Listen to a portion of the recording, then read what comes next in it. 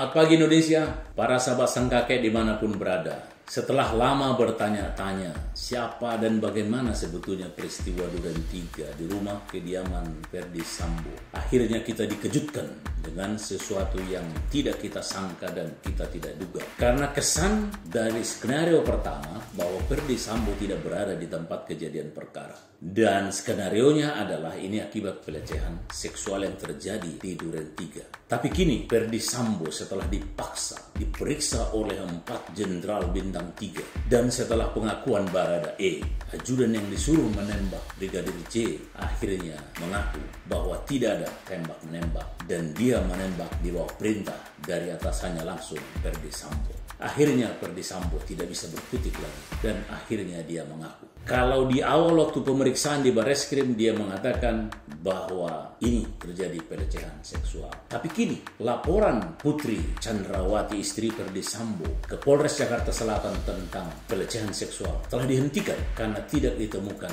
hukum pidananya atau tidak ditemukan pidananya. Nah, apa artinya ini? Skenario awal yang mengatakan ada dugaan pelecehan seksual dengan pengaduan dari Putri Chandrawati telah gugur. Maka dengan demikian Ferdy Sambo sah dan ditetapkan sebagai tersangka. Apa perannya? Menurut dugaan awal bahwa dia hanya perencana, tapi ternyata dalam pemeriksaan terakhir dia bukan hanya aktor intelektual yang merancangkan pembangunan, tapi juga dia ikut dalam melakukan pembunuhan itu. Bahkan dia mengaku bahwa dia menggunakan pistol Brigadir J menembak tembok sehingga skenario baku tembak itu terdukung dengan bukti penembakan dari senjata Brigadir J. Tapi ternyata pengakuan Barada E dan RR mengatakan tidak ada tembak-menembak. Kenapa seorang Irjen Ferdy Sambo Kadipropam sampai tegak hati merencanakan pembunuhan terhadap anak buahnya? Ini menjadi pertanyaan. Dan kenapa Irjen Ferdy Sambo sangat kalut atau bagaimana melakukan pembunuhan yang direncanakannya di rumahnya sendiri? Apakah ini tanda-tanda seorang jenderal bintang 2 yang karirnya cemerlang dan bahkan disebut-sebut calon Kapolri menggantikan Sigit Listio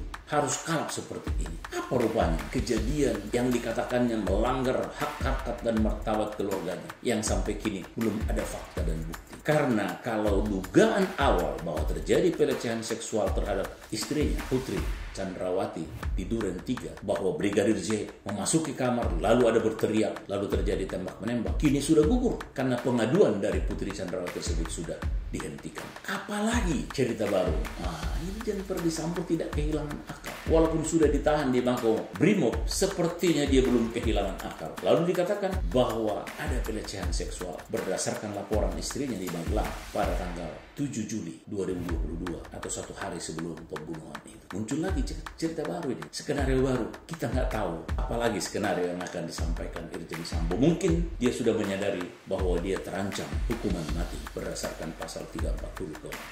Para sahabat sang kakek, sepertinya Kapolri tidak mau lagi kehilangan muka dan juga citra Polri. Skenario awal ini sudah cukup menampar Polri bahwa semua itu tidak benar, bahwa semua ini ada dirancang dan direkayasa oleh Irjen Ferdy Sambo dengan menghadirkan dari Polres Jakarta Selatan juga Karo Abinal dari Mabes Polri. Dibersihkan semua barang bukti, TKP juga dibersihkan, dan memang ada kesulitan untuk membuktikan. Tetapi pengakuannya tentang pembunuhan berencana, pengakuan Barada E bahwa dia adalah menembak Brigadir J berdasarkan perintah. Yang menarik adalah keterangan RR. Menurut RR, dialah pertama disuruh menembak, tapi dia menolak. Lalu Ferdy Sambo memerintahkan RR panggil Barada E. Lalu Barada E dipanggil dan disuruh menembak. Dan menurut ulasan di koran Tempo berdasarkan investigasi bahwa Irjen Ferdy Sambo menjambak Brigadir J, lalu Barada E disuruh menembak. Apa yang mau kita sampaikan di sini? Kenapa begitu luar biasa? Kenapa begitu sadis? Kenapa begitu tega? Itu pertanyaannya. Tapi namanya juga sudah kalap. Ternyata kalap, kalut,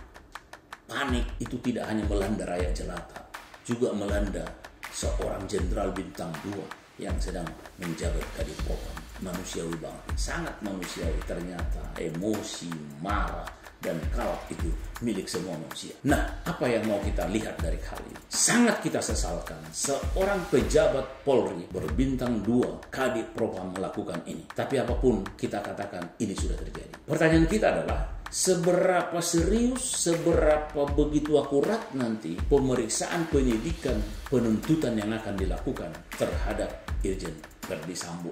Jangan nanti ini semangat di awalnya, nanti ini diungkap, tapi nanti tiba-tiba di ujungnya ada juga kompromi-kompromi karena ini menyangkut nama baik dan citra dari kepolisian kita. Tetapi Presiden sudah jelas dan tegas mengatakan jangan ada yang ditutup-tutupi. Dan sebetulnya kasus ini memang dari awal menurut perencanaannya kasus ini akan ditutup dan dihentikan. Menurut Mahfud MD, ada seorang jenderal bintang 3 dari kepolisian datang menghadapnya.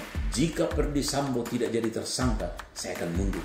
Wow, keren banget. Berarti sudah ada ini antara polisi dengan polisi, sesama jenderal. Kalau ini sudah jelas nyata terbukti, tapi tidak jadi tersangka, maka ada juga pejabat Polri yang bintang 3 lebih tinggi dari Verdi Sambo yang akan mundur. Untunglah Verdi Sambo jadi tersangka, sehingga jenderal bintang 3 ini tidak mundur. Tetapi Mahfud MD jelas menyampaikan memang ini kasus ini motifnya adalah isu yang sensitif, hanya konsumsi para orang dewasa.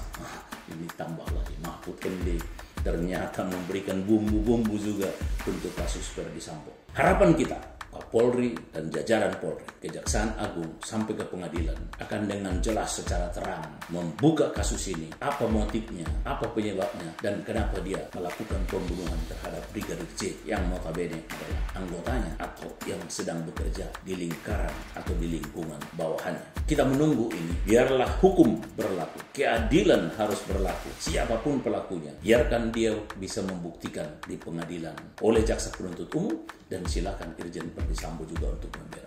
Tapi sangat kita sesalkan sekali lagi Irjen Verdi Sambo menjadi aktor intelektual pembunuhan berencana terhadap Brigadir J. Mari kita ikuti, mari kita kawal kasus ini supaya dia tetap menjadi sebuah persidangan yang adil bagi siapa saja, termasuk terhadap korban Brigadir J. Demikian para sahabat Sagake, ngopi dulu.